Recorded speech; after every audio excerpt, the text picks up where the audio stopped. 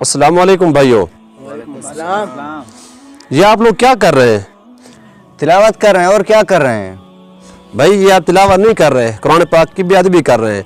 एक तरफ आपने कुरान पाक भी खोल रखे हैं और दूसरी तरफ मोबाइल भी, और वो भी अल्लाह के घर में। भाई अपनी इबादत में इखलास पैदा करने की कोशिश करो।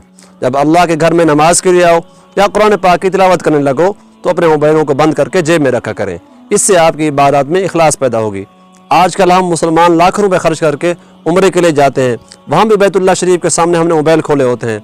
मस्जिद नबी शरीफ जाते हैं, वहाँ भी हमने लाइव चलाया होता है।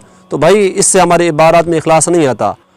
हम सब मुसलमानों को चाहिए कि इबादत के वक़्त अपनी तवज्जो अल्लाह की तरफ रखें। अगर कुरान पाक की तिलावत कर रहे हैं तो तवज्जो हमारी कुरान पाक की तरफ होनी चाहिए। जब से मोबाइल वाली नहूसत आई है, हमारी इबादत से रूहानियत ख़त्म होती जा रही है। अल्लाह ताला हम सबको इन बातों पर अमल करने की तौफीक अता फरमाए। आमीन सुम्मा आमीन। मौलाना आपकी बात हमें समझ आ गई है। मौलाना साहब, रहनुमाई का बहुत शुक्रिया। आइंदा हम ऐसा नहीं करेंगे इंशाअल्लाह।